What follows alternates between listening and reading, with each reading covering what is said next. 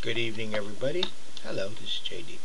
I posted on my Facebook a question asking you, what does the Parliament, British Parliament of 1776 and a couple years before, 1774, 1775, 1776, the Declaration of Independence, and our Congress today all have in common with the word DESPOTISM, spelled DESPOTISM.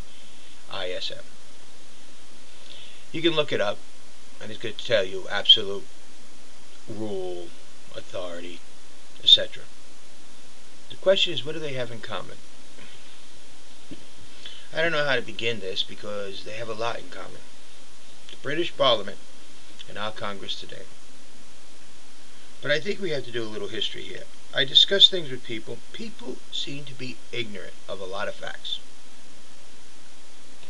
Like, they think we went to war because we had no representation in the Parliament, which is not true. All British colonies had representation. They had people in the Parliament that represented the colonies and spoke for the colonies. But they did not have a vote in Parliament. Yes, they could speak for the colonies, they could protest and object. They could say no to something, but they did not have a vote. Parliament did not have to listen. Now understand that at the time, just prior to the Revolutionary War, the British government was basically bailing out large corporations that had invested heavily in the development of the colonies. And they were getting a little bit tired, and the British people were getting a little bit tired of their taxes being used. So to appease the people in England, a bunch of laws were passed restricting the trade and how goods could be brought into the colonies. Very similar to an insurance regulation. The colonists were told what they could buy, what they could not buy, who they could buy it from, and who they could not. Basically, they could buy French goods, for example, but they had to come through England. They could buy Spanish goods, but they had to come through England. That's why there was a lot of smuggling in the colonies. The stuff that was being smuggled were common everyday goods that came directly from the individual countries, instead of going through England and going through these companies that got permits to sell in the colonies, which added to the cost of the item. That's why pre-Revolutionary War smuggling was a major enterprise up and down the coasts of the United States, then the colonies. A lot of people don't realize that England was actually dictating to the colonies what they could and could not do. Now, yes, they had representatives that were in Parliament to speak for the colonies. And these representatives would complain, and they would object. And in turn, we're told, well, you see, the end will justify the means.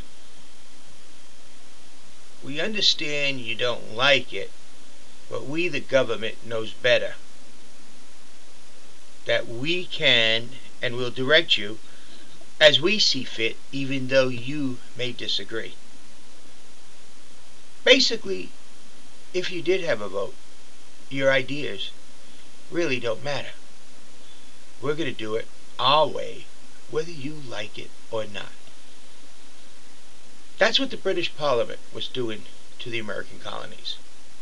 Now, I can go and give you a lot of fancy names from different companies that were doing the importing and exporting, and I can give you the tariffs and tell you what tariff was this, what tariff was that, and the taxes.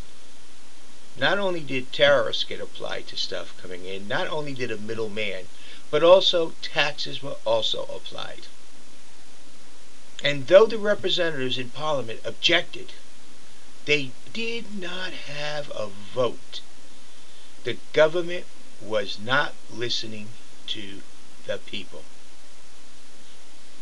That is why the word despotism appears in the Declaration of Independence. An elected body, which was elected by the people of England, was acting as its own authoritarian total ruler. And though the people of the colonies said no, they said, we know better. This is the way it's going to be. So now came the Declaration of Independence. The people in the colonies' opinion, the people in the colonies' vote, the people in the colonies' representative that were sitting in Parliament, though they could not vote, was totally ignored. Plain and simple. The straw that probably everyone says broke the people's back in this colony is the tea tax. It was a double-bladed sword towards us from England. One, it was to raise money to help the colonies, to force the colonies to pay to these companies. Two, it was a punishment to the people.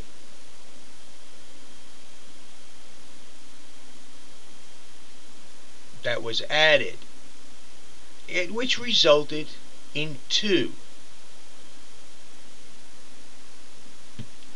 the tea tax.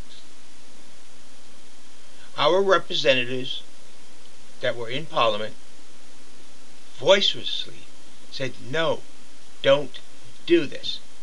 It's wrong. It's not right. It is not the way to do things. And the British Parliament said, we know better. We're tired of bailing out the companies that are supporting the colonies. They're losing money. They need to stop making money. We need payment back. You will pay it, among all the other tariffs, taxes, and restrictions to trade that we had. We had a lot of smuggling because there was a lot of restriction to our trade. Parliament was telling us a lot on who we can, what we can't, and how we can, without listening to the colonies. They knew better. The end justified the means. Out of that came the Boston Tea Party. Out of that came the Declaration of Independence, which led to the Revolutionary War. That's what the Declaration of Independence and the Parliament of 1776 has in common with the word despotism. You can check history. It's there. It's a fact. Parliament knew better, and therefore it would do what it felt, though the people totally and completely objected, the majority. And that's the way it was going to be. In other words, despotism. This is the end of part 1.